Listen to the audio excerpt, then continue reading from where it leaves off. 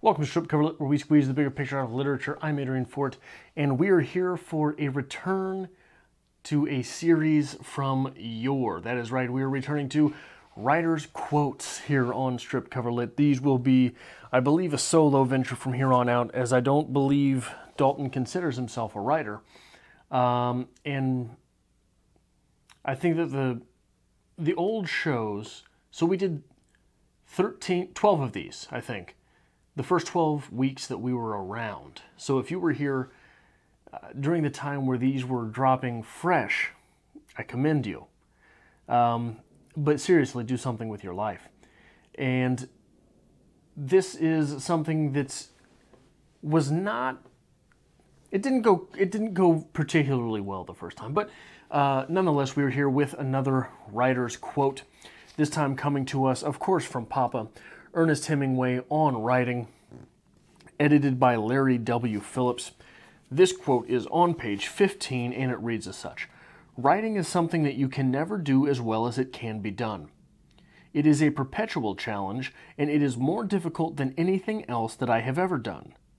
So I do it, and it makes me happy when I can do it well." To Ivan Kashkin in 1935, as found in Selected Letters, page 419. I think that is a quote which could and should be as therapeutic as it is inspiring. Inspiring in the fact that the short quote, "So I do it," from Hemingway suggests that yes, we should pursue the perfect bit of writing, even though the perfect bit of writing may never come, and never has to this point. But therapeutic in the fact that, yeah, writing sort of, it's a joy, it's exhilarating, but it really sort of sucks. It really does, because it is not an easy thing. It's not, okay, so surely you have another hobby. Surely you have something else that you enjoy doing. Maybe you're a runner. Maybe you sprain your ankle and you have to take a little time off. That first mile back, oh, it sure does suck, doesn't it? Maybe you get a little bit of writer's block and you gotta power through. And those first few hundred words, boy, they sure do suck, don't they? And it's one of those things that this quote is therapeutic in that even someone so highly powered, running on a Hemi engine, like Hemingway, struggled with writing and knew it to be a struggle, accepted it as such. It's not going to be the proverbial, the cliche walk in the park. It's going to be a struggle. It's going to suck. It's going to hurt. But there will always be a reward at the end of it. And I hate to keep saying the phrase, even someone like Hemingway. But even someone like Hemingway was happy at the end of a productive day. Was able to look back at things and go, I think that was pretty good. I like that sentence. That paragraph was mighty fine. I enjoyed the way that I conceptualized this story and was able to lay it out on the page. And that's as important as any part of the process, I think. Personally,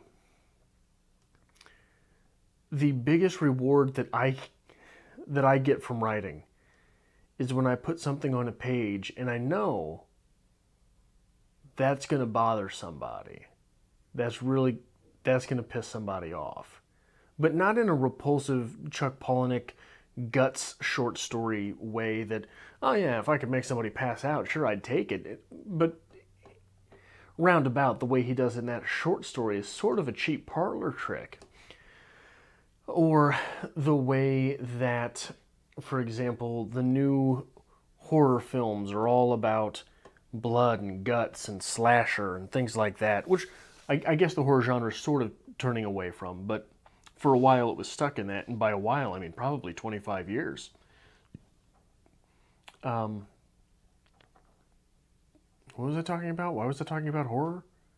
Anyway, there's something to be said for the struggle. There's something to be said for the reward at the end of it. And there's something to be said for knowing what part of your writing makes you feel most like the writer that you are, if that phrase even makes any sense, like I was alluding to. For myself, it's knowing that someone is uneasy. That's one of the things I want to do with my writing, because it's something that I think is invaluable to the human condition, is this little idea that can wriggle around in the back of your mind saying something's not right. In the moment, everything feels all right. I think that's the moment you're dying. I think that's the moment you've given up. I think that's the moment that is the end of all transformative moments. The final transformation into dullard, into the abyss. You're not shouting into the abyss. You're not shouting into the void. You're simply accepting it. You're simply being the void. You're being devoid.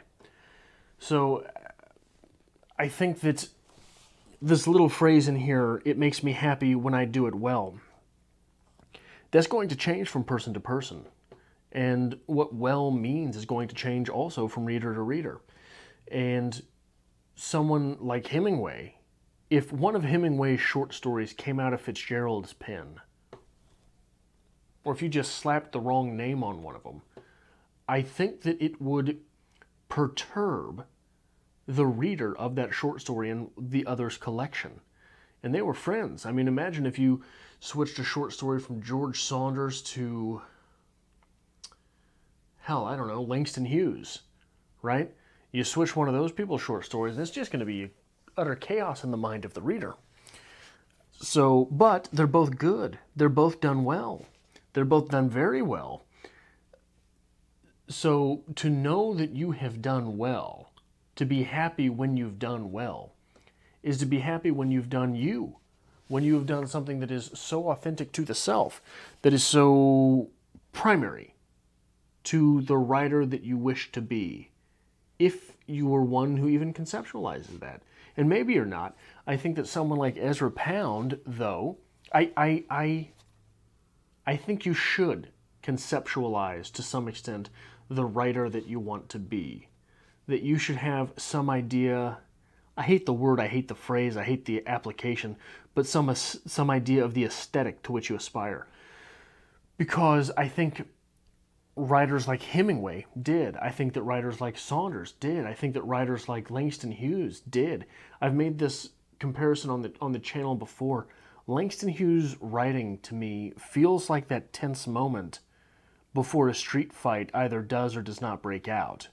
You don't know where things are going, but there's that feeling in your stomach. And I think that he meant it to be that way. I think that it would be impossible to understand the ideas that he put on the page and not accept that he meant for it to be that way. But I don't think someone like Ezra Pound understood the complexities of the aesthetic which he intended to put on the page. And I think because of that, he is known primarily for the connections he made, for the artistic entrepreneur that he was. I'm waiting for someone in the comments to give me a better phrase than that, but I rather like it. An artistic entrepreneur. He was not looking for capital, he was looking for artistic capital, and he was searching for connections with which to make that capital happen. Wow, I like that. I really like that now that I'm thinking about it. But tell me something better in the comments section, because I think I would be roasted for that phrase to no end by someone who did not care to think about it. And I just have to sit back and take it because I think that's a valid interpretation of the phrase. But once again, writing is something that you can never do as well as it can be done. It is a perpetual challenge, and it is more difficult than anything else that I have ever done. So I do it. And it makes me happy when I do it well. quote sort of has a feeling like, well, let's see if it's in here, that Robert Frost poem, and I'm reading this from, I don't even know if it's in here, so I'll have to talk my way through it in case it isn't. The Robert Frost poem, The Road Less Traveled.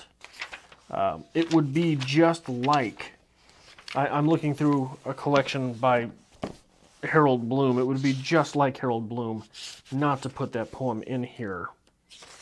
And he did not. But it very much has that feeling of, I stopped by the woods in the evening and I took the path less traveled, and that has made all the difference. It is more difficult than anything I have ever done, so I do it. And it makes me happy when I do it well. So,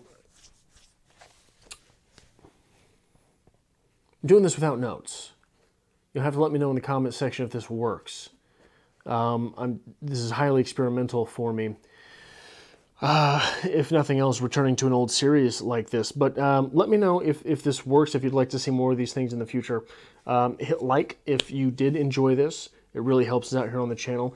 If you would like to help us grow on Strip Cover Lit, consider sharing this on some form of social media, digital media. I'm not sure how you children refer to it these days. Subscribe if you have not, and if you would like to help us make more content here on Strip Cover Lit, there is, as always, a link to our Patreon to be found in the description below.